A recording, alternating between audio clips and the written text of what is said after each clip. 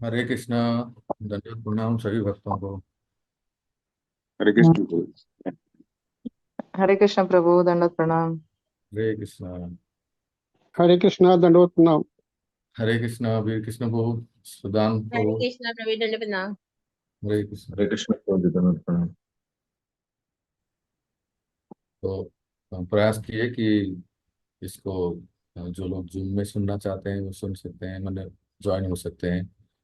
और official YouTube channel में भी लाइव स्ट्रीम हो रही है, तो बाकी कोई यूट्यूब में डायरेक्ट लाइव देख सकते हैं।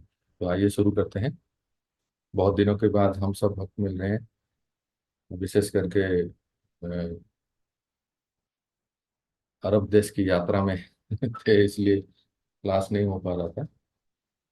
पर फिर से हम back to spiritual world, Shri Vrindavan Dham, Shri Govardhan Dham, Giriraj Govardhan से आपको सीधा प्रसारण हो रही है। सभी भक्तों को धन्यवाद, विशेष करके जो मिडिल ईस्ट के डिवोटीज जो मुझे बहुत सहायता किए प्रचार में, इन सबको हृदय से धन्यवाद। और ऐसे ही हम प्रचार कार्य करते रहें। तो आइए, बहुत सुंदर ये प्रसंग चल रहा है, शुरू करते हैं। ओम नमो भगवते वासुदेवाय। ओम नमो भगवते वासुदेवाय। ओम नमो भगवते वासुदेवाय। ओम अज्ञानतिमिरान्धस्य ज्ञानाञ्जनशलाकया चक्षुरुन्मिलितं येन तस्मै श्रीगुरवे नमः। श्रीचैतन्यमनोभीष्टं स्थापितं येन भूतले सोऽयं रूपकदा मह्यं ददाति स्वपदान्तिकम्। वन्देऽहं श्रीगुरोः श्रीयुतापदकमलं श्रीगुरुं वैष्णवांश्च श्रीरूपं साग्रजातं रघुनाथानितं तं सजीवम् साद्वैतं सावधूतं परिजनसहितं कृष्णचैतन्यदेवं श्रीराधा कृष्णपादान् सहगणललिता श्रीविशङ्खान्वितं नमो विष्णुपदाय कृष्णपृष्ठाय भूतले श्रीमते भक्तिवेदांत स्वामिनीति नामिनि नमस्ते सारस्वती देवे गौरवाणी प्रचारिणे निर्विशेष शून्यवादी पाश्चात्य देशतारिणे वंशकल्पतरुभ्यश्च कृपा सिन्धुभ्य एव च पतितानां पावनेभ्यो वैष्णवेभ्यो नमो नमः। जय श्री कृष्ण चैतन्य प्रभु नित्यानंद, श्री अद्वैत गदाधर शिवासादि गौर भक्तवृंद। हरे कृष्ण कृष्ण कृष्ण हरे हरे, हरे राम राम राम हरे हरे। गुरवे गौरचंद्राय राधिकाय तदालय कृष्णाय कृष्ण भक्ताय तद्भक्ताय नमो नमः। हरे कृष्णा। श्री चैतन्य चरितमृत मध्य लीला चैप्टर 20 टेक्स्ट 117। तो आपके पास अगर चैतन्य चरितमृत है तो प्लीज ओपन 117। और अगर किसी के पास हिंदी में चैतन्य चरितमृत है तो कुछ पढ़ने के लिए मैं कहूँगा, तो आप कृपया पढ़िए। तो किसके पास है हिंदी में Chaitanya Charitamrita? Raise your hand. Okay वो जी चलेगा। मेरे पास है। तो टेक्स्ट हरे कृष्ण प्रभु, कितना मध्य लीला में how much chapter? Madhya Leela chapter 20 text 117। 117। तो इसमें प्रभुपाद जी का तात्पर्य पढ़ना है, ठीक है? तैयार रहे। कृष्ण भूलि সেই জীব অনাদি বহির্মুখ অতএব माया तारे दे संसार दुख। याद कीजिए एक बार, हम रिमाइंड करते हैं। सनातन गोस्वामी का प्रश्न था कि के आमी केने आमार जार त्रापत रहे, मैं कौन हूं, मुझे क्यों दुख मिलता है, इहा नहीं जानी, ये मुझे पता नहीं है, नहीं जानता हूँ। आमार केमोन हितो होय, ये प्रश्न था, ये मैं नहीं जानता हूँ। हमारा हित किस में है? तो के आमी के प्रश्न का उत्तर हुआ है कि मैं कौन हूं। तो हम ये बहुत समय से चर्चा की, हम जैसे चिदात्मा है। और दूसरा प्रश्न है कि केने अमार जारत, हमें दुख क्यों मिलता है, हम नहीं चाहते हैं दुख मिलता है हमें। जब मैं शुरू शुरू में इस्कॉन पुणे मंदिर ज्वाइन किया था तो मुझे ये मतलब क्लासेस में ये ट्रेनिंग मिला था। What is the definition of misery. बहुत ही सिंपल डेफिनेशन एक भक्त ने हमें पढ़ाए थे। इस संसार में दुख किसको कहते हैं। तो उन्होंने दो तीन कंडीशन रखे थे, या उसके विपरीत सुख किसको कहते हैं। तो दुख किसको कहते हैं, वो कहते हैं कि first is no one wants it.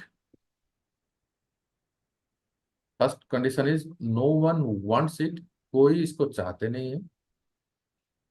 Second, still it comes,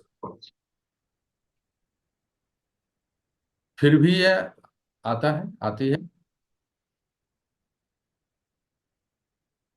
and third, no one can avoid it. Right down what is the definition of misery in 3 points. First, no one want it, कोई इसको चाहता नहीं है। Second, क्या बोला मैं, still it फिर भी ये कम्स, आते रहता है। फिर Till भी it आता comes, रहता है, फिर भी आता है। सेकंड हो गया। और थर्ड है no one can avoid it, कोई इसको अवॉइड नहीं कर सकता, मतलब कोई इसको नकार नहीं सकता। तो आप लोग अपने प्रचार में ये पूछिए ऑडियंस को, please tell what is the definition of misery. दुख किसको कहते हैं। तो वो क्या कहेंगे, पैसा नहीं है, गरीबी है, या जो भी, हाँ, वार चल रहा है, और फलाने कितने सारे आपको बताएंगे। ये ठीक नहीं है, घर में वो परिस्थिति ठीक नहीं है, बच्चे सुन नहीं रहे हैं, पति ये नहीं, जितना भी सब आपको कहेंगे ना, आप सबको ये तीन डेफिनेशन में आप ले सकते हैं। कहते हैं, नहीं, वास्तविक दुख ये नहीं है आपने जो जो बताया है कि गरीबी है, और देश में अकाल पड़ गया है, ये वो पाकिस्तान अटैक करेगा, ये करेगा, वो ये हार गया, वो जीत गया, this is not the real misery. Real misery दुख, उसका क्या टी एंड सी है। पहला है कि नो वन वांट्स इट, कोई इसको चाहता नहीं है। आप ऑडियंस को पूछिए कौन सा ऐसा दुख है जो कोई नहीं चाहता है। दूसरा कंडीशन है कि स्टिल इट कम्स, फिर भी आता है। तो आप मतलब वो सोचने पे मजबूर हो जाएंगे कौन सा ऐसा दुख है जो कोई नहीं चाहता है फिर भी आता है। और तुरंत तीसरा कंडीशन रखिए कि no one can avoid it. मान लीजिए कि मैं नहीं चाहता हूं, फिर भी आता है, पर वश परवश है कि हम इसको अवॉइड भी नहीं कर सकते। That is called real misery, उसको कहते हैं दुख। जितने भी सारे हम जो रीजन बताए, ये वास्तविक दुख नहीं है, आज नहीं तो कल आ जाएगा। धन दौलत नहीं है तो कल फिर से आ सकता है, और परिस्थितियां ठीक हो सकती है।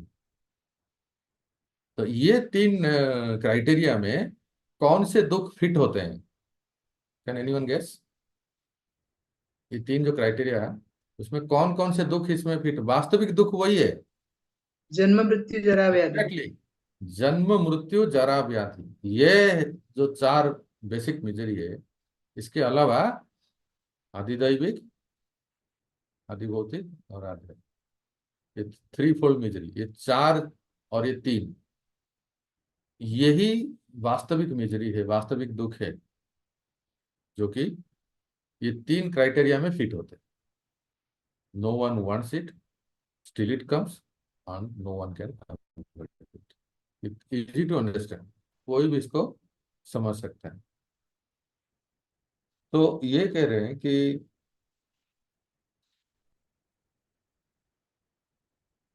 हाँ, तो 117 नंबर जो तैयार है उसका अनुवाद।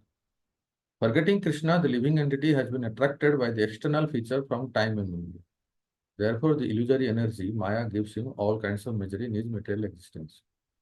इसका सुंदर तात्पर्य है। कौन, हेमरूप माता पढ़ेंगे या शैलजा देवी, कौन तैयार है, किसके पास ग्रंथ है। रेडी हो प्रभु जी, पढ़ू मैं।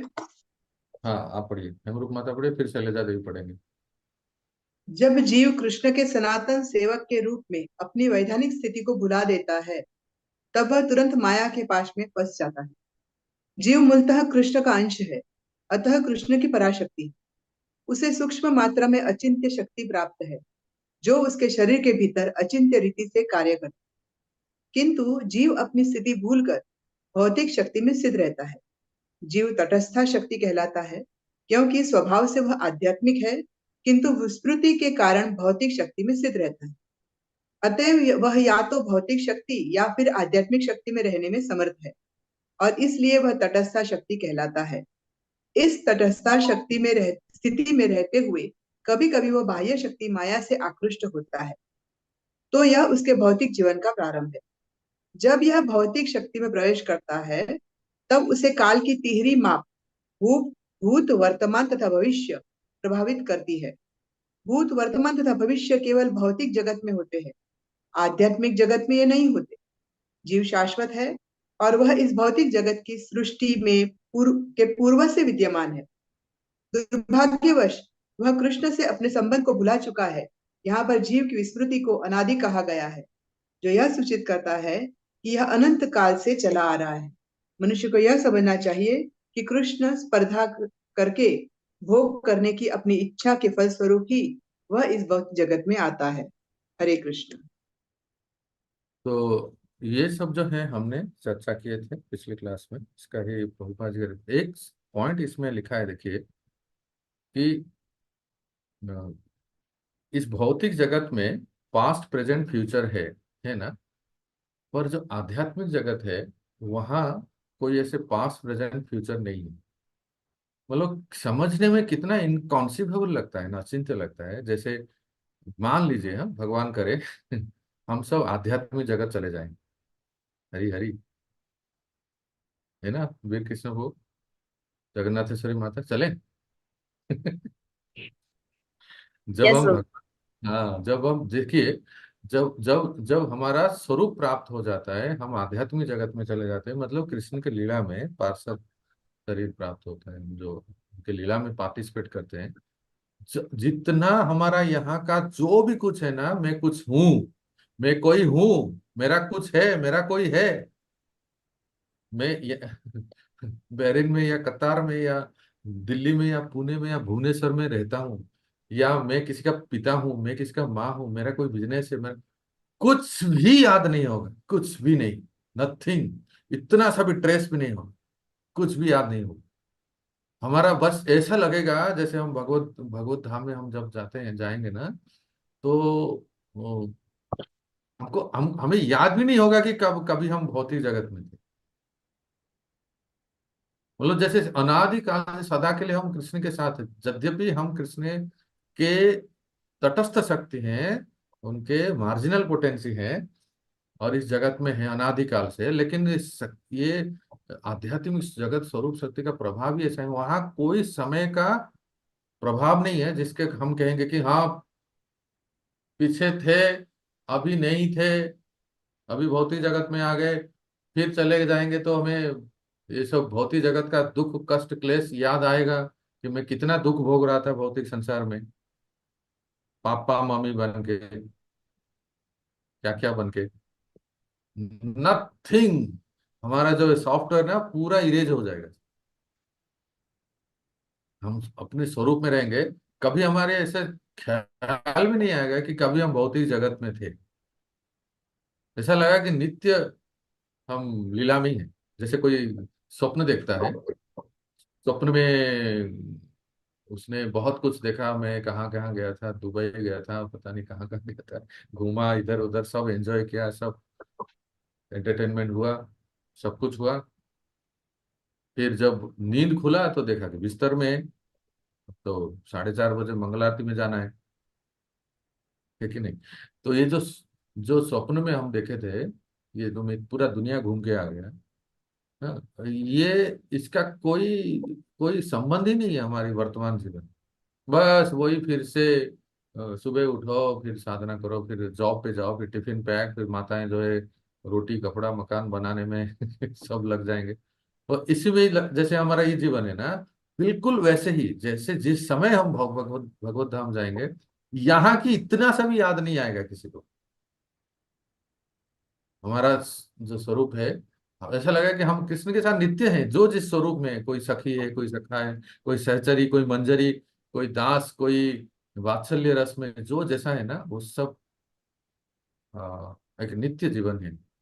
कभी ना न भूतकाल का भय है, न भूतकाल का कोई प्रभाव है, न भविष्य का कोई भय। आगे, अरे आगे क्या होगा हमारा, फिर से अगर टपक गए तो ना, ऐसा कुछ नहीं है आध्यात्मिक जगत में। हाँ बोलिए हेमरूप माता। प्रभु जी, पिछली बार हमने चर्चा की थी कि जीव जो है, कई बार इस्कॉन में ये प्रश्न होता है ना कि हम कैसे इस जगत में आए। तो कंक्लूजन हमारा ये था कि अ, हम हमारी जो उत्पत्ति होती है उसी समय से हम इस जगत में आ जाते हैं। ऐसा नहीं कि हम आध्यात्मिक जगत से आए हैं। तो आपने अभी कहा कि हम यहाँ से जाएंगे वहां पर तो सब कुछ भूल जाएंगे, और वहां पर मतलब ऐसे ही लगेगा हमको कि जैसे हम वही उसी समय वहां उत्पन्न हुए हैं, और हाँ वहीं से शुरू हो रहा है हमारा। जी जी, बिल्कुल वही। ओह, दैट्स ग्रेट। That's it. कितना आश्वासन मिलता है ना जब हम ये सब मिजरी, ये सब यहाँ के तनाव, ये सब कुछ भी याद नहीं होगा। नहीं, बिल्कुल नहीं। वो इस शरीर से कोई संबंध ही नहीं ना हमारा। हम अपने आत्मा में रहेंगे। अपने आत्मा मतलब हमारे स्वरूप में रहेंगे, हम आत्मा में रहेंगे और भगवान की लीला में पार्टिसिपेट करेंगे। तो अभी देखो, कहते हैं कि अ, पिछले प्यार में 117 में कहते हैं, अतएव माया तार दे संसार दुख। तो किस प्रकार से दुख देते हैं कांता राधा रानी देवी माता, কি হলো? যে শ্রীকৃষ্ণের সাথে প্রতিযোগিতার মনোভাব নিয়ে ভোগ করার বাসনার ফলে জীব এই জড়জগতে অধঃপতিত হয়। কখন প্রতিযোগিতা করলো জীব? ये कब जीव का पतन हुआ, इसका कोई उत्तर किसी भी शास्त्र में ऐसे स्पष्ट रूप से नहीं दिया है। इसका एक ही स्टैंडर्ड उत्तर है, अनादि बहिर्मुख जो लिखा है ना। 117 नंबर पर यार देखिए, अनादि काल हम्म, से जीव हम्म, बहिर्मुख।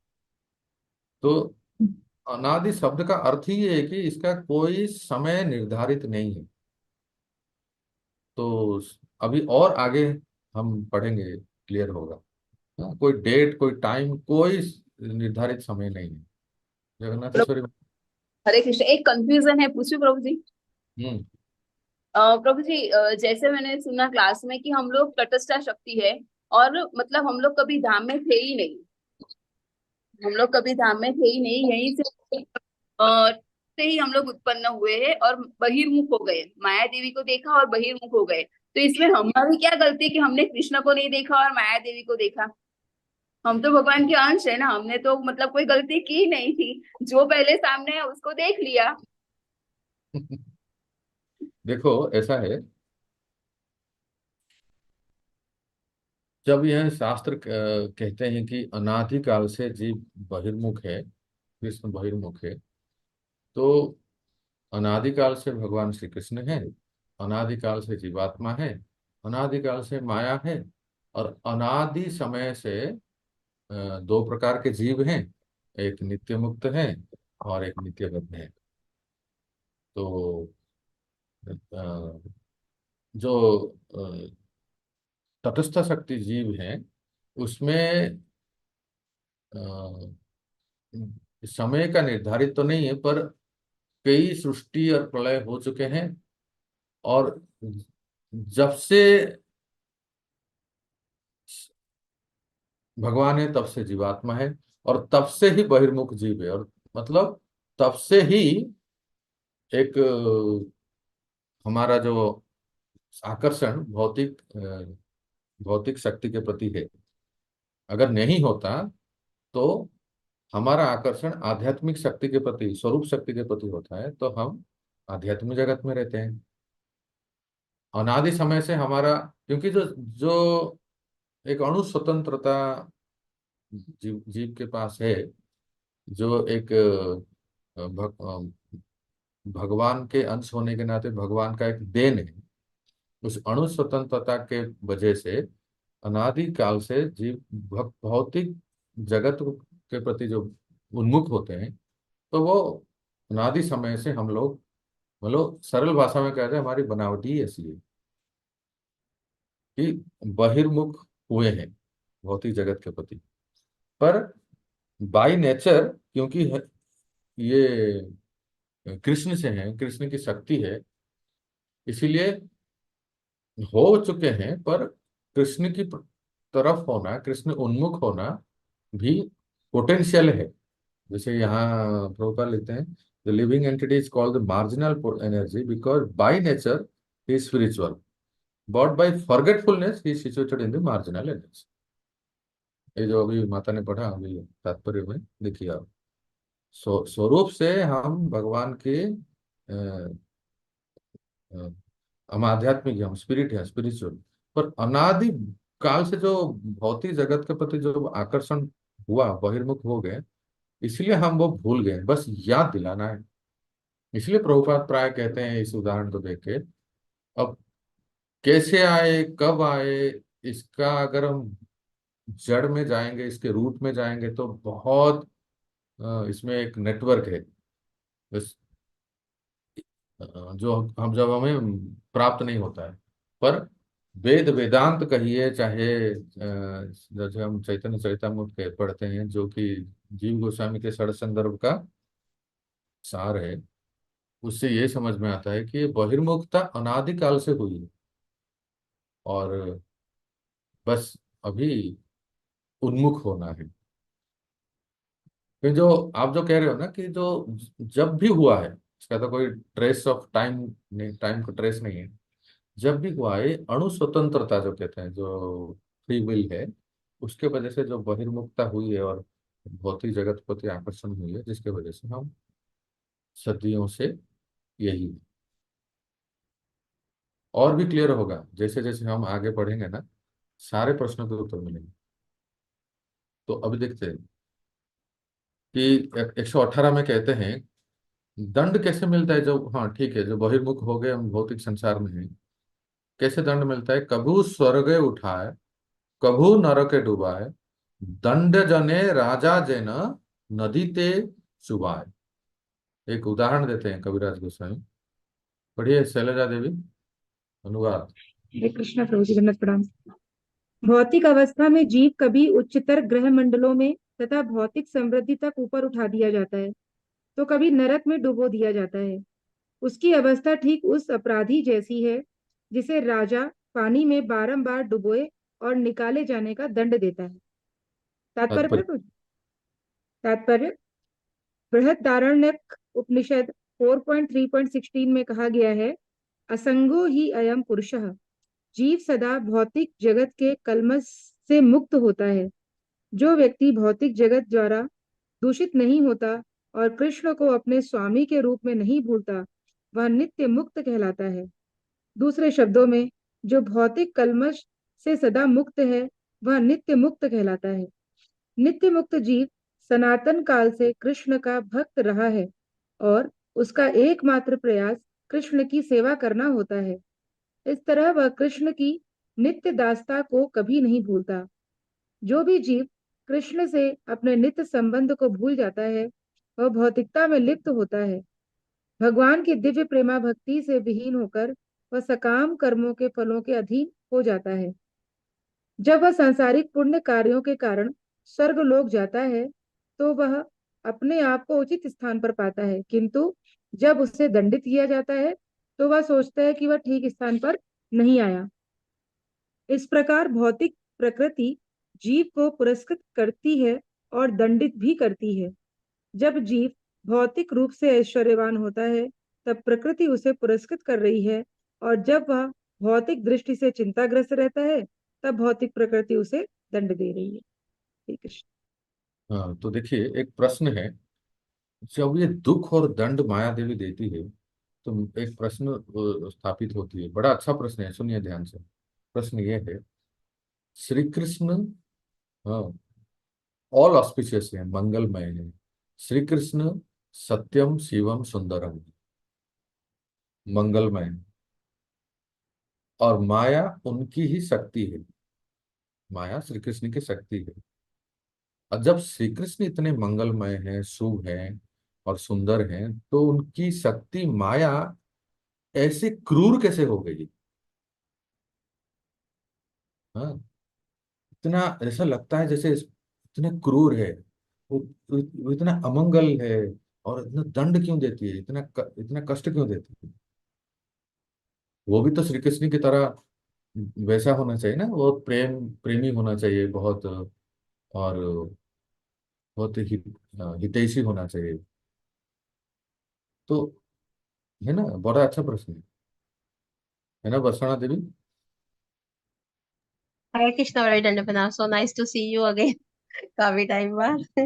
प्रभु जी, जितना मेरी बुद्धि काम कर रही है कि उसमें बताया गया था, जैसे आप सब सीनियर्स बताते हैं कि माया देवी जो है भगवान के निर्देशन अनुसार कार्य करती है, और क्योंकि जीव भोगने की इच्छा रखता है, तो वो जीव भोगने की इच्छा में उसके व्यवधान ना आए, इसलिए माया देवी उसे भोगों में लिप्त रखने का कार्य करती है, जो कि मतलब माया देवी मतलब उसको लगाए रखती है एडजस्ट इन टास्क। भोगों में।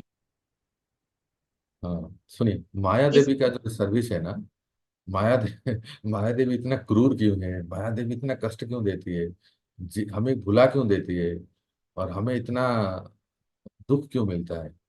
तो माया देवी का जो सर्विस है, इसको प्रभुपाद लिखते हैं थैंकलेस टास्क।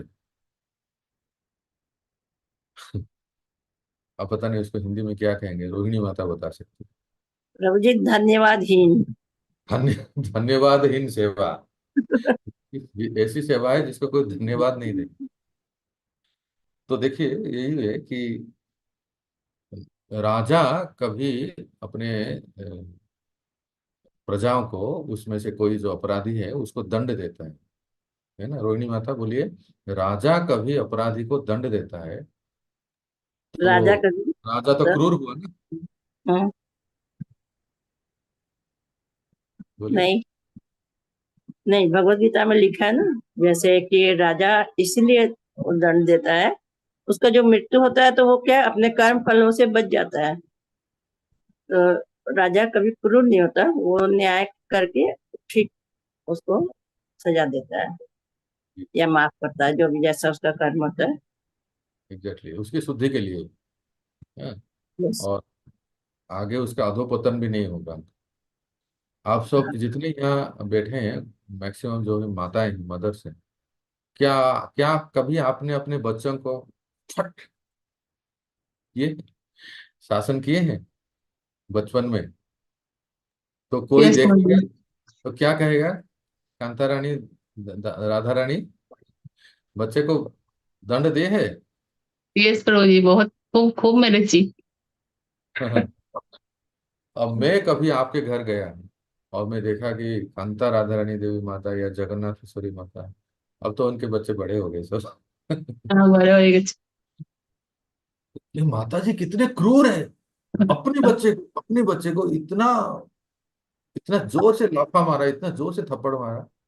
तो ऐसे कैसे हो सकती है, इतने कठोर हृदय के कैसे हो सकती? बताओ जगन्नाथेश्वरी माता। हरे कृष्ण प्रभु जी। प्रभु जी कभी कभी उनको सही रास्ते पे लाने के लिए ऐसी पनिशमेंट देनी पड़ती है। हाँ, जो तीसरा व्यक्ति है, जैसे कोई थर्ड पर्सन है, वो जब जाके देखते हैं तो उनको लगेगा कि बहुत क्रूर है। हम लोग भी माया को ऐसे ही देखते हैं। तो माया कितना क्रूर है, कितना कष्ट देती है, जीवों को फंसा के रखती है, सब प्रलोभन देती है, हम लोगों को कृष्ण से विमुख कर देती है। नहीं, माया का ये जो हमारे लिए टेस्ट है ना, जैसे कोई माँ का अपने बच्चों को ताड़न करना, उसकी भलाई के लिए, याद रखिए, उसकी शुद्धि के लिए। जब एक बार तमाचा लगाए ना, दूसरी बार वो बच्चा, बेटा कभी गलती नहीं करेगा, उसको याद आ जाएगा।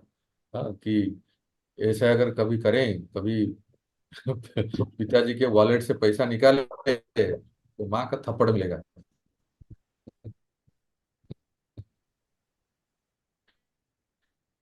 बिना पूछे अगर कभी कुछ ऐसा किए, जब माया माया हमें बहुत सारे, वैसे माया इसीलिए करती, बहुत सारे जो जो हमें दुख मिलता है कई प्रकार के, आदि दैविक आध्यात्मिक, और बहुत टेस्ट होता है भक्तिमय जीवन में।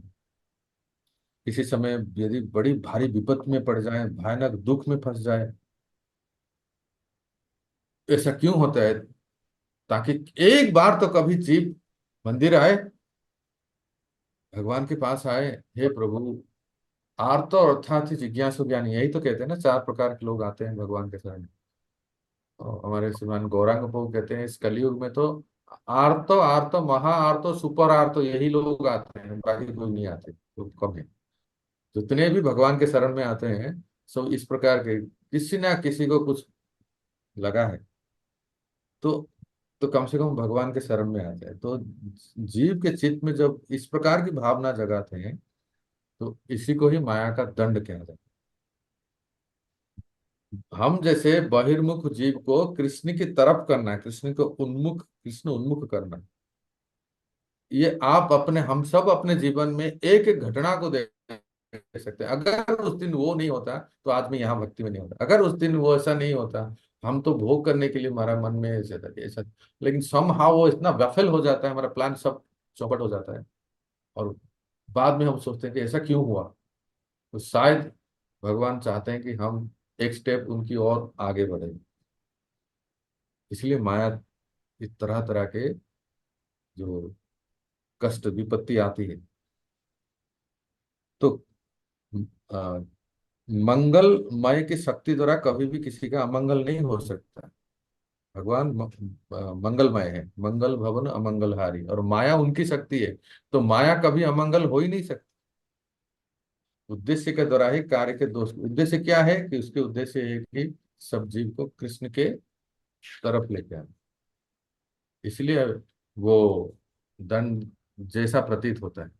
अच्छा, अब देखिए, अब ये कह रहे हैं कि 119 नंबर श्लोक देखिए। प्रभु इतना जी आज कौन सा ग्रंथ है यही नहीं पता मेरे को। हाँ, चैतन्य चरितमृत मध्य लीला 20 चैप्टर टेक्स्ट ओके, 119। हमें लेके तो 2-3 बैठे नहीं दे पाएंगे। ठीक है तो प्रभु जी। ये इसमें कहते हैं कि ये जो श्लोक है, आप इसके श्लोक के साइड में या अपने नोटबुक में इसको लिखिए कि जीव के बद्धावस्था का कारण, the reason of the condition nature of the living entity. 119 में। हाँ, 119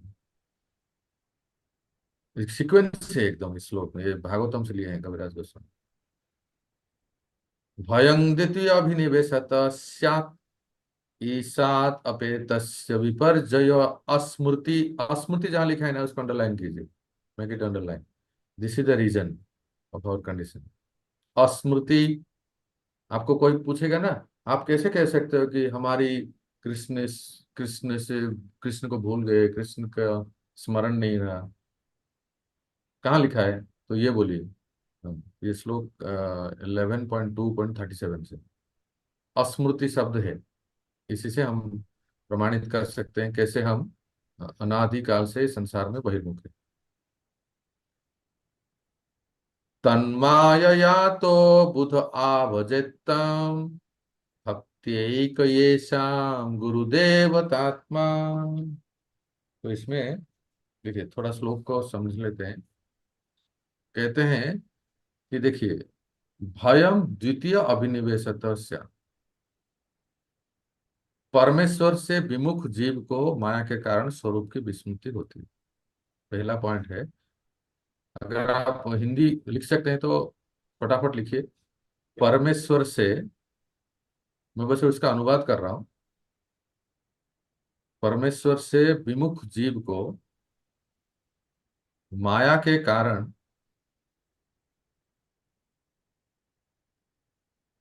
स्वरूप की विस्मृति होती है। प्रभु ये विमुख का मतलब क्या है प्रभु? मैं समझाऊंगा ना, समझाऊंगा। हाँ, okay. First you write down. स्वरूप। एवं उसके कारण देह में आत्म अभिमान उत्पन्न होता है।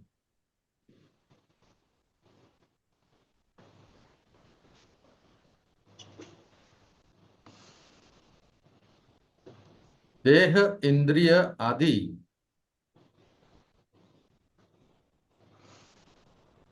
अभिनिवेश से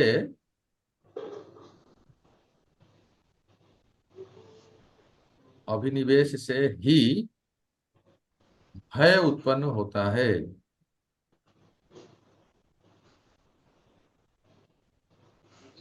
अतएव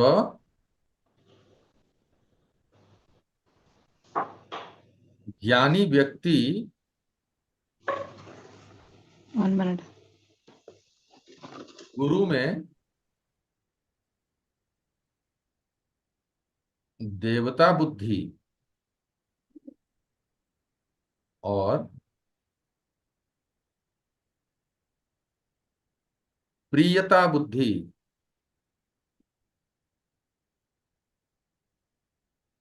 स्थापन करके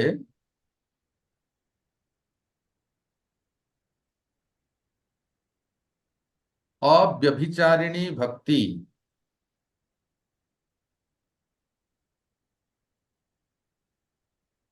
अव्यभिचारिणी भक्ति के साथ परमेश्वर का भजन करें। परमेश्वर का प्रभु जी। परमेश्वर का भजन करें। देखो, इसको बहुत ही टेक्निकल वर्ड्स है, इसको समझ लेते हैं। और इसके साथ साथ वीर कृष्ण को इंग्लिश में ट्रांसलेशन है ना?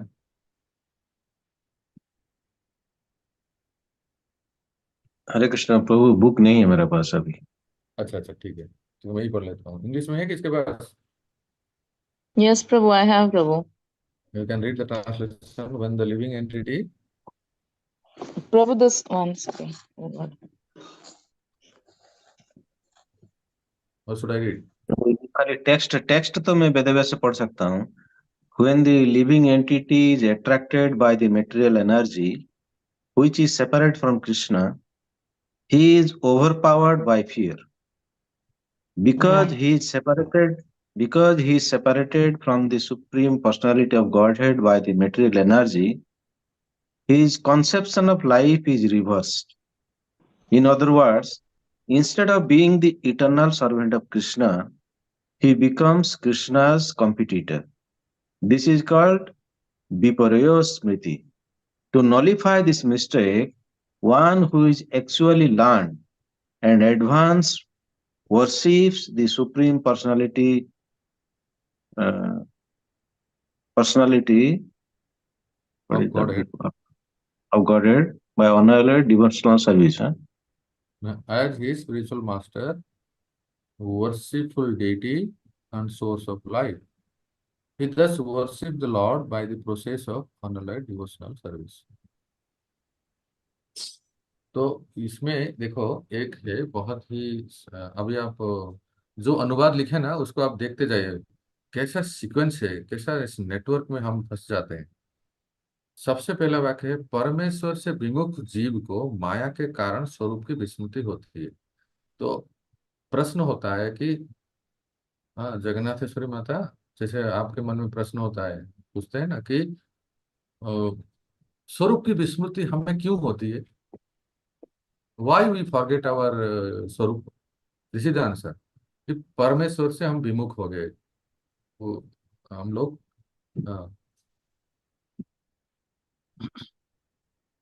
फर्स्ट फर्स्ट फर्स्ट जो बंधन का कारण है, जब हम कृष्ण से विमुख हो गए।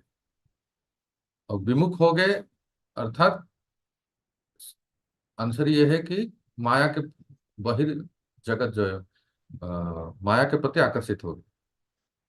और जैसे ही कृष्ण से विमुख हो गए, माया के प्रति आकर्षित होता है कि बस हम अपने स्वरूप को भूल गए।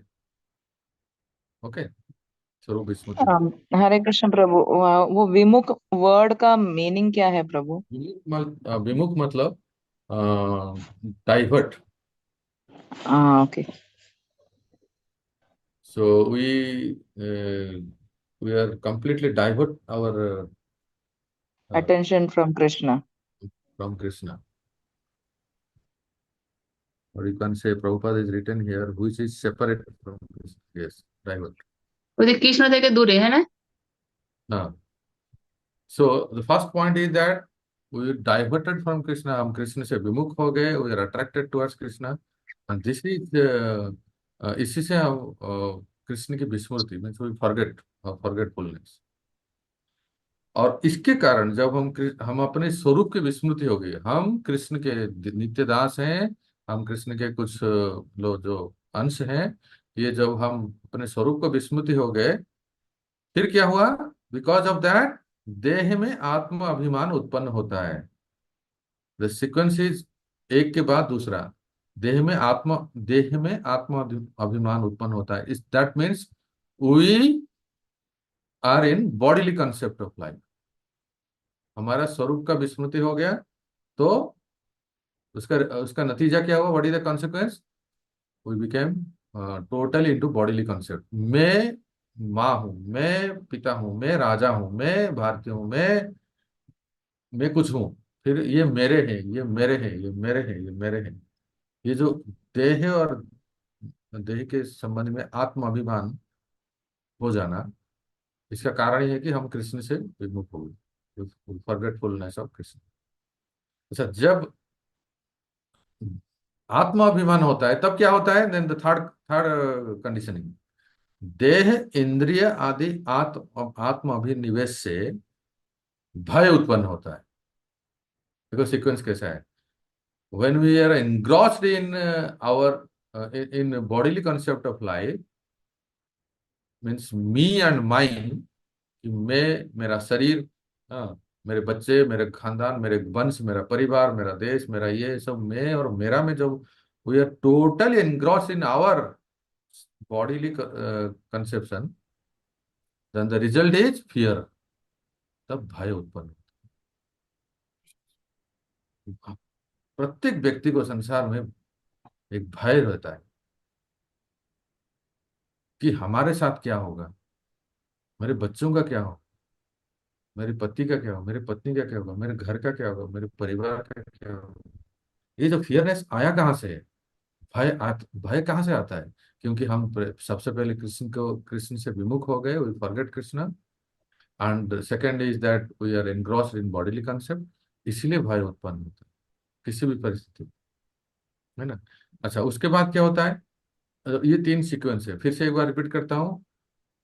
कृष्ण से विमुख होने से अ, देह में आत्मा अभिनिवेश होता है, forgetting, diverting our attention from Krishna, we are engrossed in bodily concept, and the result is that we are totally fearful in this world. अब ये कैसे रिवर्स होगा?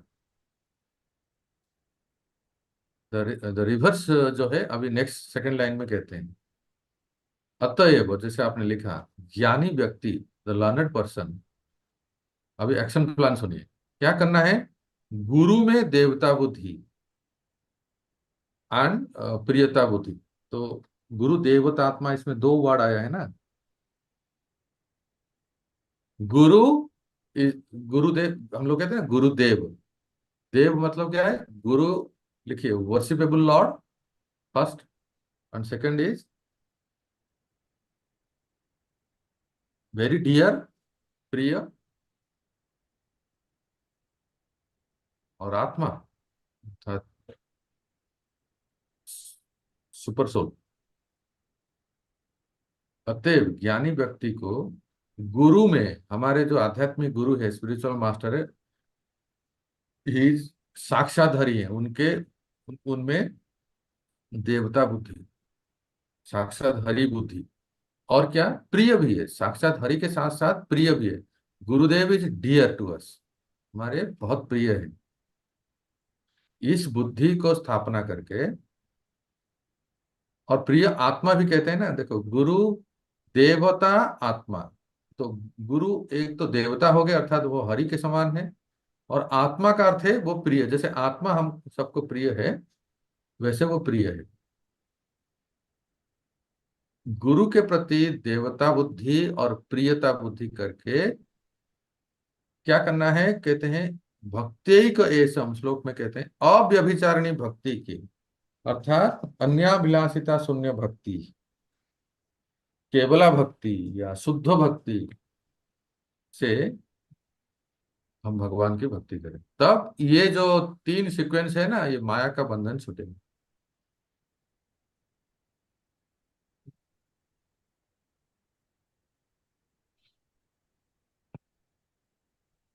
जैसे देखिए श्री ये हम जैसे हमने अभी पढ़ा कि ये जाने कि श्री कृष्ण के संबंध में अस्मृति ही जीव के भय का संसार का दुख का कारण है। क्यों संसार में हम दुख भोगते हैं, क्यों संसार में हम आए? क्योंकि श्री कृष्ण की अस्मृति, ये अस्मृति शब्द इसमें आया है श्लोक में, श्री कृष्ण का विस्मरण हो जाना। संसार दुख दूर करने के लिए उसके हेतु को दूर करना हो। संसार का दुख कब कैसे दूर होगा? जब हम कृष्ण के जो विस्मरण हो गया है उसको फिर से स्मरण करेंगे, ठीक है ना। तो हेतु हुआ स्मृति, या श्री कृष्ण को भुलाए रहना, और श्री कृष्ण ही सुख के स्वरूप है, इसको जान। जब श्री कृष्ण को ही हम स्मरण करेंगे और ये जान लेंगे कि वास्तविक सुख कहीं है तो वो श्री कृष्ण में ही है। तो श्रुति भी कहता है तमेव विदित्वा अति मृत्यु मेति न अन्य पंथा विदेति अयन। किसी भी और पद्धति से, मार्ग से, किसी भी और प्रोसेस से जीव की आत्यंतिक दुख दूर नहीं हो सकती। टेम्परेरी हो सकती है, पर पूज्य गुरु महाराज एक सुंदर वाक्य कहते हैं कि जब तक जीव कृष्ण की मधुर मधुर गुण लीलाओं को भरपूर श्रवण नहीं करेंगे उसकी दुख कभी दूर नहीं हो सकता। सुंदर वाक्य देखिए, जब तक मनुष्य श्री कृष्ण की मधुर लीलाओं में निमग्न ना नहीं होंगे तो दुख दूर नहीं। तो यही कहते हैं उनको ना जानना, भुलाए रखना ही उनके संबंध की स्मृति। जो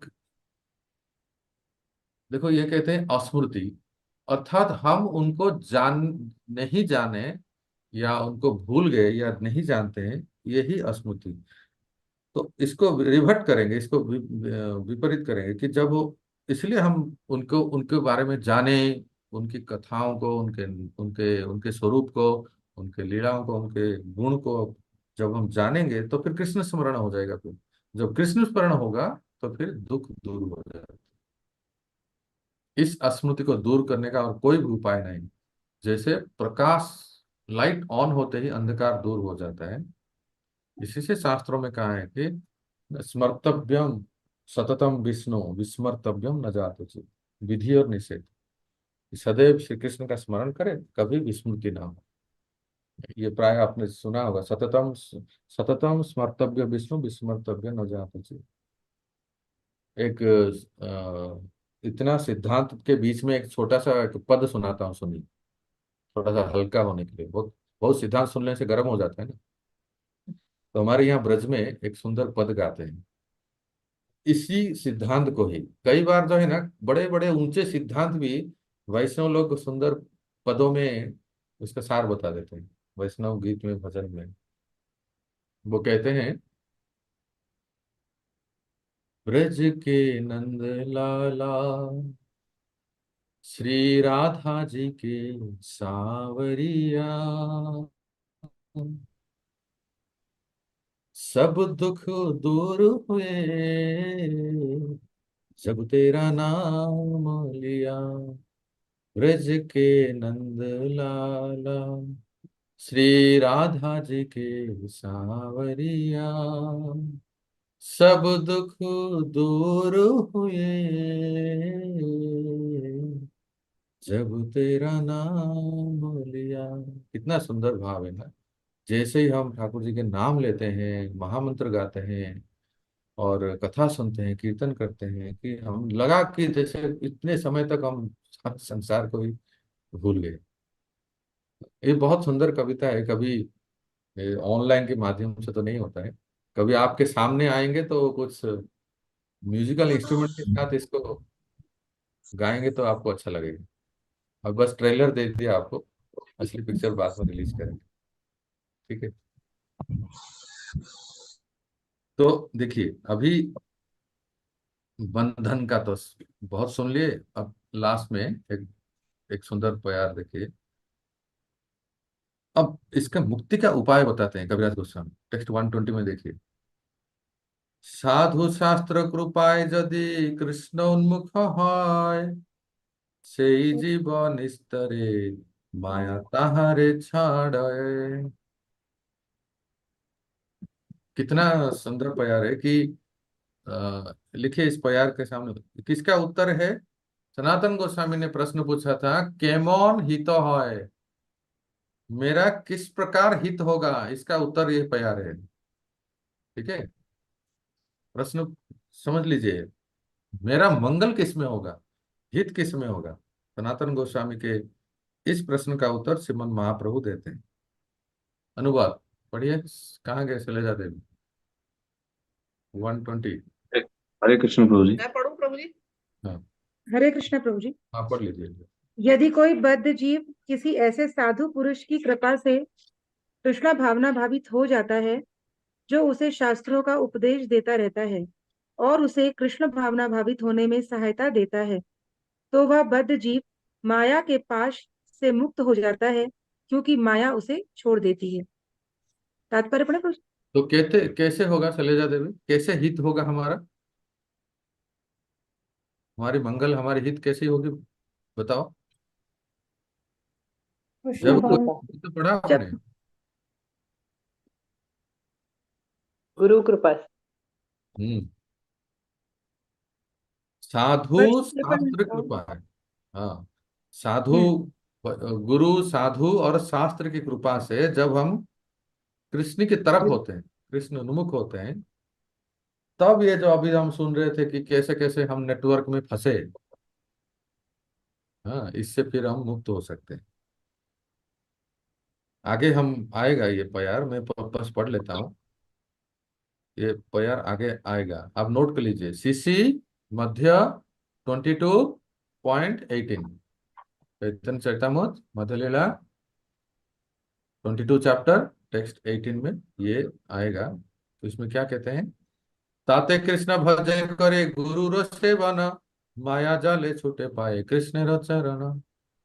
जब जीव गुरु शरणागति होते हैं, सदगुरु का आश्रय लेते हैं, पहले हम आश्रय लेते हैं ना, आश्रय लेके फिर गुरु महाराज से शिक्षा और दीक्षा ग्रहण करते हैं। जैसे उस आश्रय लेते हैं, आश्रय लेके शिक्षा और दीक्षा ग्रहण करके फिर भजन प्रोसेस में लगते हैं, तब तो माया का जो नेटवर्क है, माया का जो जाल है, उससे फिर छूटते हैं।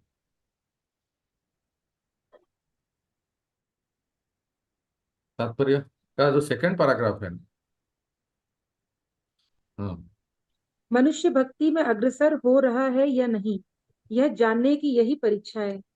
मनुष्य को भौतिक भोग से अनासक्त तो हो जाना चाहिए। पहले ना हम लोग एक बार वो श्लोक पढ़िए भागवतम का, भक्ति परेशानुभाव विरक्ति अन्यत्र चैसा त्रिक एक कालम। अभी पढ़िए। मनुष्य को भौतिक भोग से अनासक्त हो जाना चाहिए। ऐसी अनासक्ति का अर्थ यह है कि माया ने बद्ध जीव को मायावी भोग से मुक्ति दे दी है। जब मनुष्य कृष्ण भावना में उन्नत हो जाता है, तब वह अपने आप को कृष्ण के समान नहीं समझता। वह जब भी अपने आप को भौतिक ऐश्वर्यों का भोक्ता मानता है, तो वह देहात्म बुद्धि से बंध जाता है। किंतु देहात्म बुद्धि से छूटने पर वह भक्ति में सेवा में लग सकता है, जो माया के पाश से स्वतंत्र होने की वास्तविक स्थिति है। इसकी व्याख्या अगले श्लोक में की गई है, भगवत गीता 7.14 में। दैवी तो हेषा गुणमयी मम माया हाँ, दुरत्ते। अगला ये देखिए, ये जो जो परपुट है ना, ये जो पैराग्राफ है, इसको आप टाइटल दीजिए, the process of advancing in devotional service. आध्यात्मिक जीवन में प्रगति का रहस्य, पद्धति। आप लोग ने ये सुना होगा, बहुत बार हम वैष्णव समाज में पूछते हैं, प्रभु जी हम कैसे जाने कि हम प्रगति कर रहे हैं।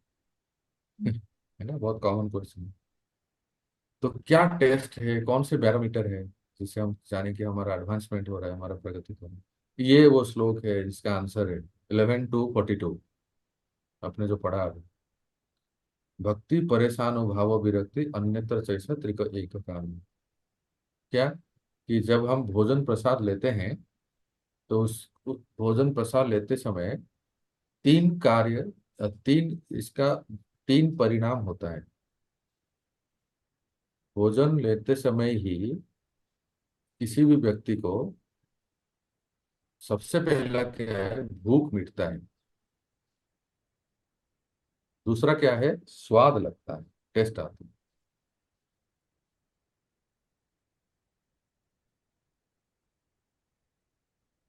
और तीसरा क्या है, नरिशमेंट, शक्ति वर्धित होता है। जो व्यक्ति भोजन कर रहा है, किसी और को पूछने की जरूरत नहीं। भक्ति में हम एडवांस कर रहे हैं कि नहीं कर रहे हैं, कि कितना कर रहे हैं, ये ये जो बैरोमीटर है ये हम सबके पास है। हम खुद टेस्ट कर सकते हैं। क्या सबसे पहला है, भूख मिटता है। भोजन करते समय नेचुरली ये भूख दूर हो जाता है, भूख मिट जाता है। दूसरा क्या बताया, क्या लिखा आपने? स्वाद टेस्ट आता है, टेस्ट लगता है, फिर भोजन में नरिशमेंट होता है। हाँ, स्वाद बढ़ता है, टेस्ट, ये आइटम अच्छा है, ये आइटम अच्छा है, तो रुचि बढ़ती है, राइट। और तीसरा क्या बताया, शक्ति आती नरिशमेंट, क्या nourishment of the body. Nourishment of the body, शक्ति वर्धित होता है, राइट। तो एग्जैक्टली उसी को ही आप भक्ति में हम अप्लाई कर सकते हैं। व्हेन यू जब हम भक्ति करते हैं, सबसे पहला है कि भूख मिटता है, का अर्थ है कि हमारी जो आध्यात्मिक जीवन में जब हम भक्ति करते हैं तो एक संतुष्टि मिलती है, एक सेटिस्फेक्शन मिलता है। कोई जबरदस्ती नहीं है। आप में से कोई है यहाँ वीर कृष्णपुर जबरदस्ती कर रहे हैं, कोई जबरदस्ती कर रहे हैं? कोई गन पॉइंट पे भक्ति कर रहा है तो बताओ, हाथ उठाओ। एक संतुष्टि, एक आत्म संतुष्टि, तुष्टि, इसको कहते हैं तुष्टि। एक आत्म संतुष्टि, उसमें क्या है, तुष्टि, पुष्टि, शुद्ध अपाय, तुष्टि मिल जाएगी। प्रत्येक व्यक्ति को एक आत्म संतुष्टि मिलती है। ये हमारे एडवांसमेंट का पहला लक्षण है। Are you satisfied, are you content में विथ योर प्रैक्टिस? क्या हम भक्ति में हमें संतोष मिलता है कि बस भाई जैसा हो, जिस जितने में हो, जैसे भी हो, बस संतुष्ट हो, हैंकरिंग नहीं होता है,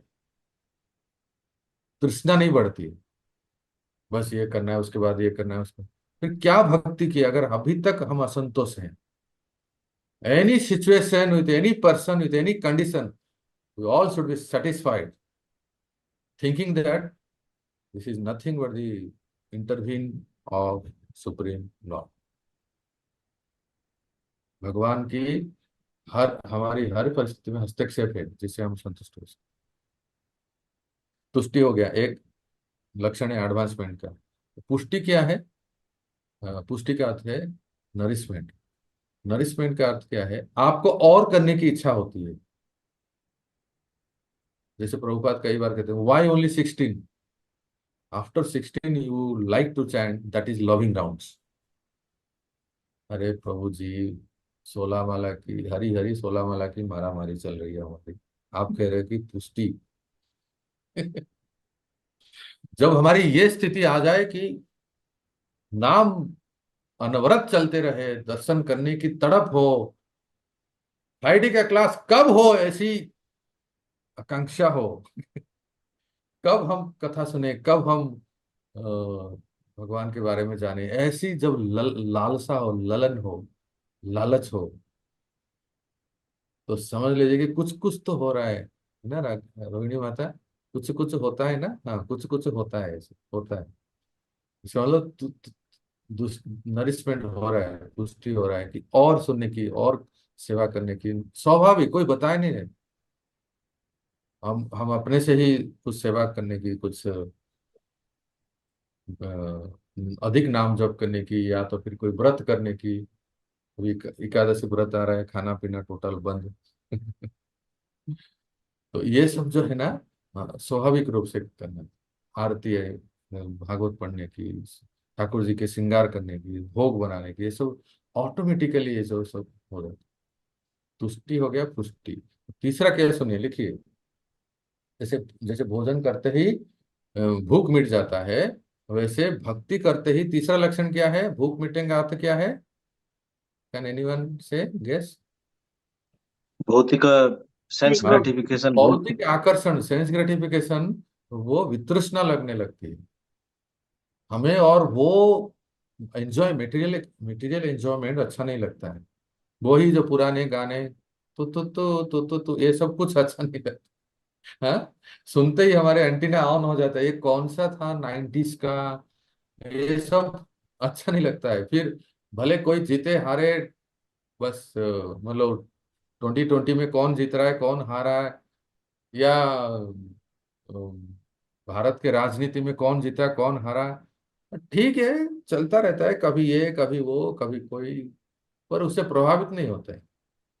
ये सब भौतिक जो एंजॉयमेंट है वो इंटरनेट पे सर्फिंग करना, मूवी देखना, टीवी देखना, वो हमारा 15 साल पहले का फेवरेट सीरियल याद करना, कभी सास भी कभी बहू थी, ऐसे ही कुछ था ना। तो ये सब अब रुचिकर नहीं लगता, ये टेस्ट है। अगर फिर भी हमारा मन उसमें है कि वो पुराने यादें, तो फिर थोड़ा सा कुछ होमवर्क करना पड़ेगा। मन ऐसा लग जाए भक्तों क्या कहें, ओहो, कथा कीर्तन नाम रूप गुण लीला स्वरूप में और सेवाओं में, कि याद ही नहीं आए। देखो भक्तों, आपको सरल बहुत ही सुंदर बात बताता हूँ। अनर्थ निवृत्ति के बाद जो स्तर होता है ना, जिसको कहते हैं निष्ठा, निष्ठा में जानते हैं भक्ति, भक्ति का निष्ठा का स्तर कब होता है? Right down it. कैसे पता चलेगा कि कोई भक्त जो है निष्ठा के स्तर पे है? उसके कई लक्षण है, उसमें से एक है कि प्रयास करके इंद्रिय तृप्तियों से दूर रहता है। Right down, by one's effort with intelligent he gives up the sense gratification. अपने बुद्धि से, अपने विवेक से वो इंद्रिय तृप्तियों से, इंद्रिय तृप्ति से दूर रहता है। वो जानता है कि ये मुझे अच्छा लगता है, फिर भी नहीं करूंगा मैं। वो जानते हैं कि ये बहुत अच्छा है, मुझे कितने अच्छे लगते थे, और ये संबंध है, ये गाने या ये जो भी कार्य है, ही नोज दैट ये मुझे बहुत अच्छा लगता था। किसको कुछ खाने पीने की बहुत इच्छा थी, पर अभी इंटर विथ इंटेलिजेंट, बुद्धि प्रयोग करके, वो विवेक से वो सब कार्य नहीं करता है। नहीं, ये गलत है, नहीं ये पतन का कारण है, नहीं है इससे हमारा स्लिप, फॉल डाउन हो सकता है, नहीं हम इसमें स्लिप हो सकता है। ये बुद्धि से वो इंद्रिय तृप्ति से दूर रहता है, इसको कहते हैं निष्ठा। जब इसके बाद रुचि का स्तर आता है ना, थोड़ा सा अंतर हो जाता है। क्या? अब बुद्धि प्रयोग करना नहीं पड़ता है, इंटेलिजेंटली अवॉइड करना नहीं पड़ता है। What is the stage of रुचि? रुचि में अपने आप वो छूट जाता है, मन जाता ही नहीं है। ये जो तमाशा ताम झाम जो दुनिया का है, मन जाता ही नहीं है। मन तो लगता है बस कैसे समय हो, थोड़ा सा भागवत खोल के बैठ जाएं, थोड़ा समय मिले तो नाम जप करे, थोड़ा समय तो कोई कीर्तन करे, थोड़ा समय मिले तो कुछ ठाकुर जी की सेवा में लग जाए। और ये जो संसार में जो जितने सब आकर्षण है ना, स्त्री पुरुष का आकर्षण, गाने, मूवी, टीवी, थिएटर, क्रिकेट और पॉलिटिक्स, ये सब प्रवृत्ति स्वाभाविक रूप से मन नहीं जाता। इसको कहते हैं रुचि। अभी हमें कम से कम इंटेलिजेंटली अवॉइड करना चाहिए, तब हम निष्ठा के स्तर पे आ सकते। राइट। तो यही देखो, यही कहते हैं कि हाँ, ये जो 3 प्रकार के टेस्ट है एडवांसमेंट का, भक्ति में हम कैसे एडवांस होंगे, ये टेस्ट है। और फिर बस इसी को कह के विराम देते हैं कि अ, जब उन्होंने कहा कि साधु शास्त्र गुरु कृपाए कृष्णोन्मुख है, से जीवन स्तर माया ताहारे छाड़ा, माया उसको छोड़ देती। क्योंकि देखो, एक सुंदर वाक्य कहते हैं कि माया फिर क्या है, तो वो कहते हैं कि माया मेरी शक्ति है, दैवी है सा गुणमयी, मम माया दुरत्यया। देखो नेक्स्ट श्लोक देखो, 121। मामे वो जे प्रपद्यन्ते माया में तम तरंति थे। अब देखिए इसमें एक सुंदर डिस्कशन है जो थोड़ा एक बार पढ़ के फिर विराम देते हैं। ये जो भगवान कहते हैं कि मेरी माया को पार करना संभव है, दुरत्या है, बहुत कठिन है, बहुत मुश्किल है। ये दुरत्या क्यों कहते हैं इसका लिखिए। Why it is called extremely difficult. दुरत्या को प्रभुपाद ने क्या अनुवाद किया है? वेरी डिफिकल्ट टू सरपास, है ना। देखो भक्तों, माया भगवान की शक्ति है। जीव को, जीव के स्वरूप को भुलाकर संसार सुख में भ्रमित कर देती है। इसलिए माया के इस वृत्ति को जीव माया Prabhu, can you tell that in English? या जीव को let me tell you. Maya is the potency of Sri Krishna, and it forgets, it make forget the living entity, Yon Swarupa,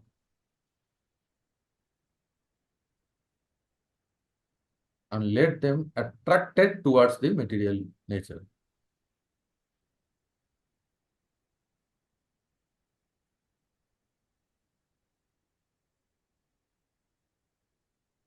और क्या कहते हैं, देखो जो जो माया शक्ति है ये मैटर है। अ, अ, इस माया शक्ति, ये जो माया शक्ति है ये जड़ है, मैटर है, but it is controlled by spirit. ये माया शक्ति यद्यपि जड़ है इस भौतिक जगत में, माया शक्ति इस भौतिक जगत में, पर ये नियंत्रित होती है, कंट्रोल्ड बाय स्पिरिट। स्पिरिट मतलब supreme spirit, supreme lord. Shri Krishna की चैतन्य में शक्ति द्वारा प्रवर्तित है।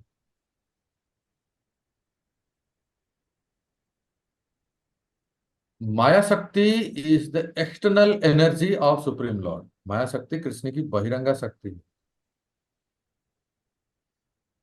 देयरफॉर इट स्टेज, इसलिए ये कृष्ण से दूर रहती है। Maya has no power neither in Krishna personality Krishna nor in any dham. भगवान के धाम में या भगवान के लीला में, भगवान के स्वरूप में माया का कोई प्रभाव नहीं है। माया बहुत दूर रहती है, इसलिए इसको कहते हैं बहिरंगा। ये हमने पहले भी सुन चुके हैं। अब सुनिए। और फिर जीव क्या है? जीव भी कृष्ण की शक्ति है, जिसको कहते हैं मार्जिनल पोटेंसी, तटस्थ शक्ति है। तो बहिरंग माया शक्ति श्री कृष्ण के या श्री कृष्ण के किसी भी धाम के निकट नहीं जा सकती। हाँ, आपने अभी सुना कि माया का प्रभाव भगवान के धाम में नहीं है, बट हमें लिखिए, पर द मार्जिनल पोटेंसी, द जीव शक्ति can enter into the spiritual world.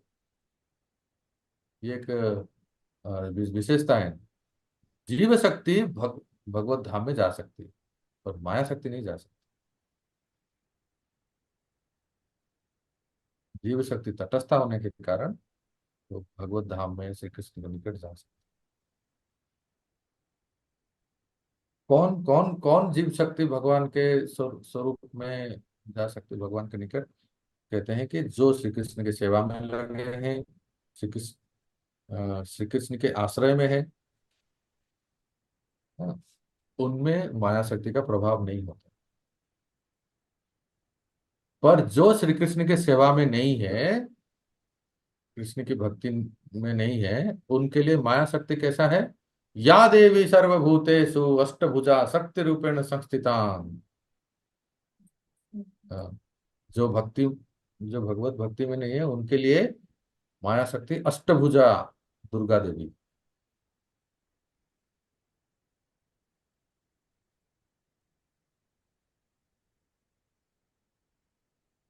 अच्छा, माया माया इतनी शक्तिमती क्यों है? जो क्योंकि श्री कृष्ण की शक्ति है माया देवी, भले बहिरंगा शक्ति है, पर उसके स्रोत जो है, सोर्स जो है, शक्तिमान श्री कृष्ण है, इसलिए वो इतने शक्तिमती है।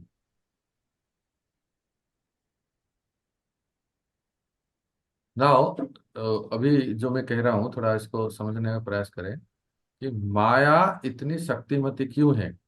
माया इतना शक्तिमती क्यों है? क्योंकि दुरत्या, जिनको पार करना बहुत मुश्किल है। उसका उत्तर लिखिए। क्योंकि माया शक्ति श्री कृष्ण की ही शक्ति है, श्री कृष्ण के आदेश आदेश अनुसार कार्य करती है। Because Maya potency, the potency of Shri Krishna, and it acts by the order of Sri Krishna. It follows the order of dictates of Supreme Lord. Therefore, it is powerful. अब सुनिए, बहुत इंटरेस्टिंग है। बट द लिविंग एंटिटी, जो जीव शक्ति है, विशेष करके जो तटस्थ जीव शक्ति है, बद्ध जीव है, वो क्यों शक्तिमान नहीं? वो भी तो भगवान की शक्ति है। Because the living entity has not take shelter of Sri Krishna and it doesn't follow the dictates of Krishna, therefore it is less powerful. क्योंकि जो तटस्थ बद्ध जीव है वो भगवान की ही शक्ति है, परंतु भगवान के आश्रित नहीं है, भगवान के आश्रय को त्याग दिया है, इसीलिए शक्तिहीन है। हमने भगवान के आश्रय को त्याग दिया है, इसलिए शक्तिहीन है। और माया भगवान के आश्रय में है और भगवान के आदेश को पालन करती है, इसलिए वो शक्तिमान है। और इसलिए हमारे लिए, जीव के लिए, माया को पार कर पाना डिफिकल्ट है, दुरत्या है। इतना सुंदर, इतना बढ़िया एक्सप्लेनेशन कभी आपने सुना? वाई, हम तो बहुत बार सुने हैं कि मम माया दुरत्या, मम माया भाई क्यों दुरत्या है? Why it is difficult to surpass the? आज आपने सुना, समझ में आया ना सबको? रोहिणी माता, yes prabhu ji, wonderful explanation. It's very difficult to surpass. तो इसीलिए जीव अपनी शक्ति से किसी प्रकार की माया के फंदे से अपने आप को मुक्त नहीं कर सकता। By our own effort and endeavour we cannot surpass the maya. हमारी अपनी शक्ति प्रयास से माया से छूट नहीं सकते। बट किंतु वही जीव अगर गुरु कृष्ण के आश्रय लेते हैं, तो श्री कृष्ण के शरणापन्न हो जाते हैं, तब माया स्वयं ही श्री कृष्ण जीव को छोड़ देती है। जाओ बेटा, तुम अभी गए, हमारे चंगुल से गए।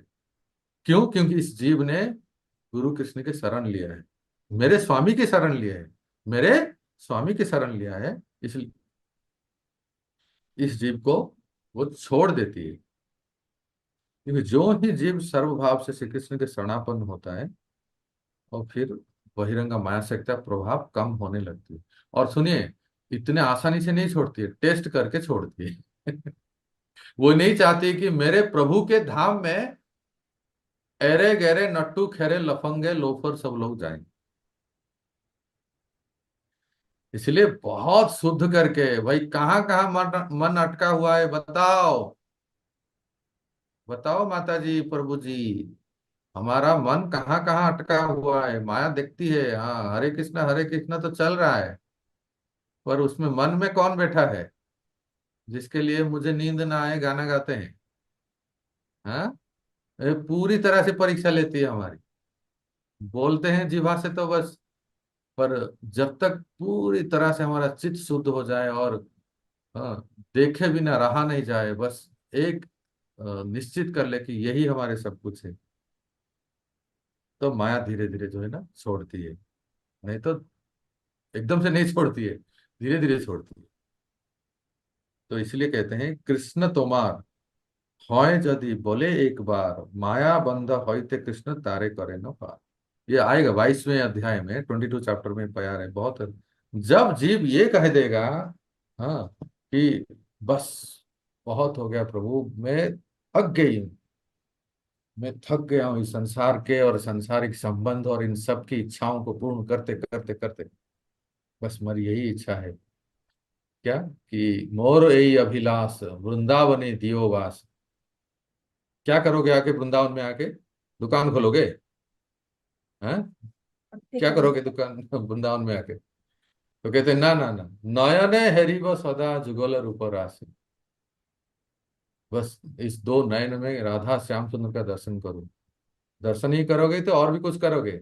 ना ना, बहुत कुछ करूंगा, आप सुनिए तो सही। अकेले नहीं करूंगा, यही निवेदन धरो सखीर अनुगत करो। वृंदावन के किसी सखा सखी सहचरी के दासी बन के आपकी सेवा करूंगा।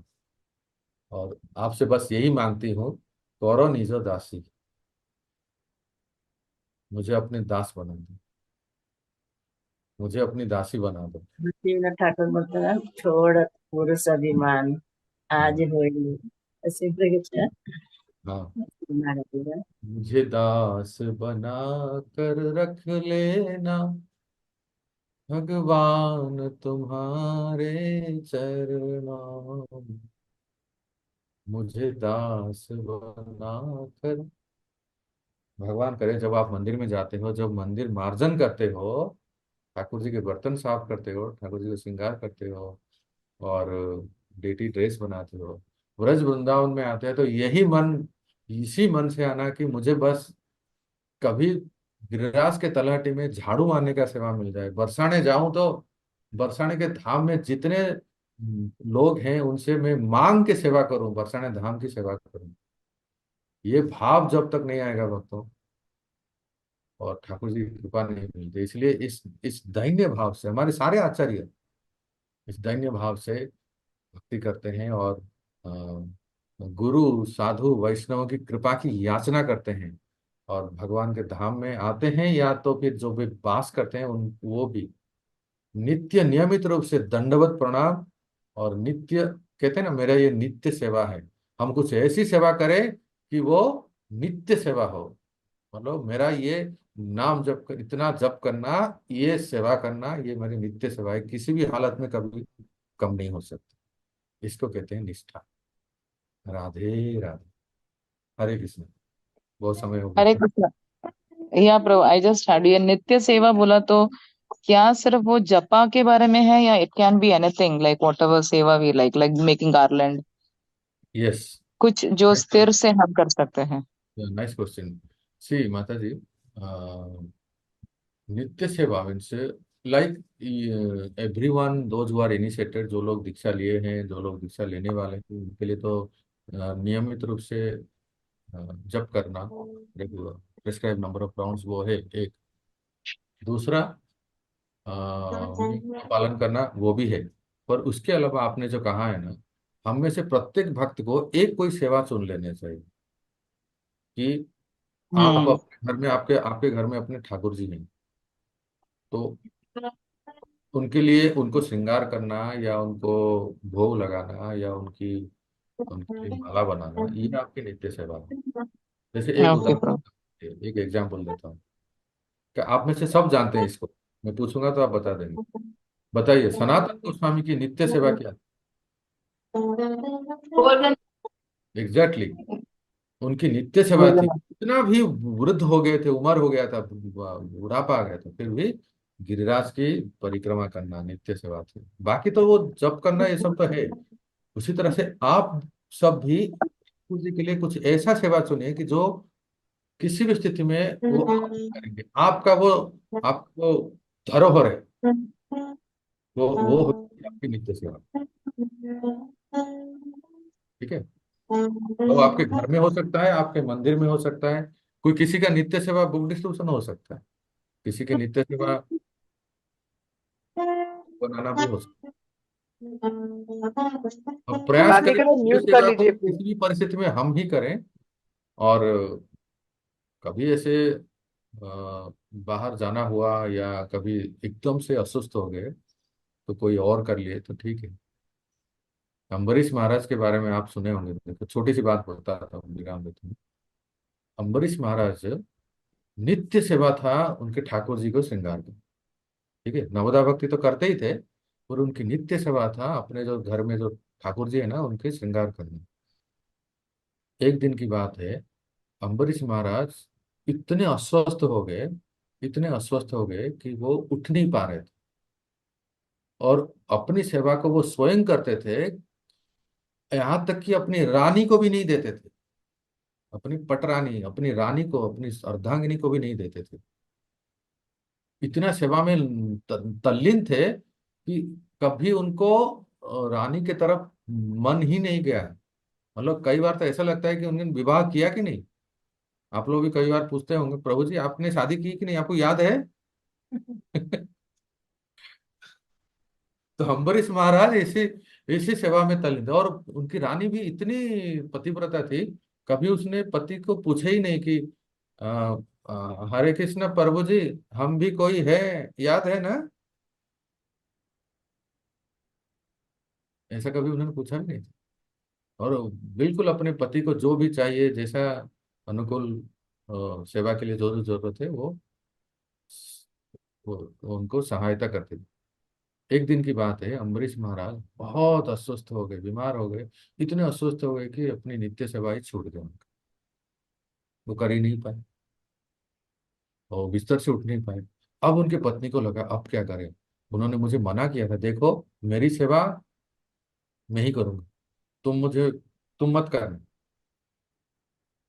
तो पर यहाँ से सेवा का समय हो रहा है, श्रृंगार का समय हो रहा है, और प्रभु जी बीमार हैं, अब क्या करें? तो रानी ने क्या किया, जो श्रृंगार करने की सारी सामग्री है ना, हाँ, गंगा जल, अभिषेक का जो तैयारी, फूल, चंदन, हाँ, इत्र वगैरह, सब सब सब सब सब जो है ना तैयार कर दी। बस वो समय की प्रतीक्षा में थे कि अब वो आ जाएंगे। उन्होंने साफ मना किया था कि मेरी सेवा मैं ही करूंगा और कोई नहीं करेगा, आप मत करना, ऐसे कहा। उनको डर था, भय था, अगर पतिदेव की बात नहीं माने तो अवज्ञा होगी, कैसे करूं अभी। तो उन्होंने सोचा, जब श्रृंगार का समय बीतते जा रहा था, अब उनसे रहा नहीं गया। उन्होंने सोचा कि एक बार मैं बुला लूं, एक बार बोल दूं। तो अम्बरीश महाराज फिर अ, इतने बीमार थे कि अस्वस्थ थे कि आ नहीं पा रहे थे। तो जब उन उठ नहीं पाए तो पत्नी ने खुद से वो सेवा कर दी श्रृंगार की। जब वो श्रृंगार सेवा हो गई तो अम्बरीश महाराज की नींद खुल गई, स्वस्थ हो गए। तो वो आके देख रहे हैं, अरे वो तो एकदम हड़बड़ा के उठे, ये क्या, ये तो समय हो गया श्रृंगार करने का। तो भागे दौड़े गए, तब तक देखा कि श्रृंगार हो चुका था। तो उन्होंने तुरंत आवाज दी, सैनिकों, प्रहरी, गार्ड्स, किसने किया ये सेवा? ये मेरा नित्य सेवा है, ठाकुर जी को श्रृंगार करना। Who did it? किसने किया? तो कोई प्रहरी, कोई था ही नहीं, कोई आए ही नहीं सामने। मतलब कोई डर के मारे बोले नहीं, कौन बोलेगा कि महारानी ने सेवा की? कोई कुछ बोल ही नहीं रहे थे। तब तक महारानी जी ऐसे आंचल है ना, घूंघट सिर पे दे के सामने आए, और उन्होंने अपने हाथ से कुछ अपने पति देव को कुछ गिफ्ट, कुछ ऐसे दिए। और जैसे ही अम्बरीश महाराज ने उसको देखा, वो समझ गए कि ये कोई और नहीं है, मेरी अर्धांगिनी, मेरी महारानी ही इस सेवा को किएगी। वो ऐसा क्यों किए, देखिए, अर्थात इसमें क्या कहें, विवाह के समय, विवाह के समय एक रिवाज है कि पति पत्नी को कुछ गिफ्ट देते हैं, और पत्नी भी कुछ देती है। तो विवाह के समय महारानी ने जो अपने पति अम्बरीश महाराज को एक एक एक संकेत, एक अस्त्र दिए थे, एक जो उनके लिए वो उपहार था, उन पति के लिए। वो क्षत्रिय राजा थे ना, इसी मथुरा के राजा थे अम्बरीश महाराज। और राजा नहीं, पूरे एक छत्रपति सम्राट थे। हमारे गुरु महाराज कहते हैं, जब अम्बरीश महाराज इस पृथ्वी के सम्राट थे तो जजाति महाराज उनके अधीन राजा थे। सुने हैं ना जजाति महाराज की कथा, देवयानी और शर्मिष्ठा जो है ना, जजाति महाराज उनके, जब चंद्रवंश के कोई राजा सम्राट होते हैं, अम्बरीश महाराज सम्राट थे। अम्बरीश महाराज सूर्यवंश के थे शायद, सूर्यवंश के राजा थे। तो वो जो मथुरा में राजा थे, तो चंद्रवंश के राजा जजाति महाराज उनके अधीन राजा थे। तो अम्बरीश महाराज ने उसके जो उपहार को, जो उनके रानी ने उनको दिया, जो विवाह के समय पहले फर्स्ट डे ऑफ मैरिज उन्होंने एक अस्त्र को दिए थे, एक औजार को। तो वो अस्त्र को जब उन्होंने देखा कि ये तो मेरी पत्नी ने दिया था, इसका मतलब, उन्होंने कुछ कहा नहीं, बस वो बढ़ा दिए, वो हाथ में लिए, तो उन्होंने समझ गया कि मेरी पत्नी ने ये सेवा की है। बस इन्होंने सिर झुका के यही उत्तर दिए, आपकी कोई दासी ने किया। तब उन्होंने जाने कि इतना सब जब तैयारी, इतने सुंदर भव्य प्रस्तुति और इन्होंने किया, तो इसको कहते हैं भक्तों नित्य सेवा। हम भी प्रयास करें कि जब तक शरीर स्वस्थ रहे, हम भी कुछ एक नित्य सेवा ले लें, कि बस ये सेवा तो मैं ही करता। इससे हमारा परिचय बनता है, ठाकुर जी से संबंध बनती है, कि इस सेवा से हम अपना संबंध को ठाकुर जी के साथ बनाते हैं, स्थापित करते हैं। ठीक है, हरे कृष्णा। प्रभु जी हरे कृष्ण। ওই অন্তরঙ্গা স্বরূপ শক্তি যেদিনে ক্লাস হয়েছিল সেইটার রেকর্ডিং আছে না, সেদিন আমি ক্লাস জয়েন করতে পেরেছিলাম না। আশুতোষ প্রভুজিকে আমি ভয়েস মেসেজ পাঠিয়েছিলাম, কিন্তু প্রভুজি পাঠাননি। ঠিক আছে, ইউটিউব আমার ইউটিউব চ্যানেলটা আপনি দেখেন, হ্যাঁ হ্যাঁ उस यूट्यूब चैनल में अपलोड कर देंगे। ठीक है, ঠিক আছে। हरे कृष्णा। तो सभी भक्तों को धन्यवाद। हरे कृष्ण और बोल, दंडवत प्रणाम। और इस सुंदर सिद्धांत को और समझने के लिए और जो भी आपके गुरु भाई बहन है उनको बोलिए कि कितना जरूरी है ये जानना, इस तत्वों को, सिद्धांतों को, लीलाओं के साथ, ताकि हम इस भक्ति में सुदृढ़ होंगे और क्लैरिटी होगी और हमारे गोल लक्ष्य जो है हम प्राप्त कर सकते हैं। धन्यवाद। हरे कृष्ण। श्रील प्रभुपाद की। जय। जो भक्ति भाई वो कर रहे हैं उन सबके लिए सूचना है कि कल शायद आपकी परीक्षा है। आपकी परीक्षा की तैयारी की बहुत बहुत बधाई हो। मैं गिरिराज से प्रार्थना करता हूँ आप सब लोग अव्वल नंबर पे आए। हाँ, हरि बोल। थैंक यू प्रभु जी। और सभी, जैसे हेमरूप राधा माता ने आपको बताए होंगे, सभी लोग प्रयास करें कि हम भक्ति वेदांत भी करेंगे, इसी फुर्ती से, इसी उत्साह से और प्रेरणा से। প্রভুজি আমাকেও আশীর্বাদ করুন, আমি হচ্ছে ভক্তি শাস্ত্রী করছি हाँ, আইবিএম থেকে। श्रील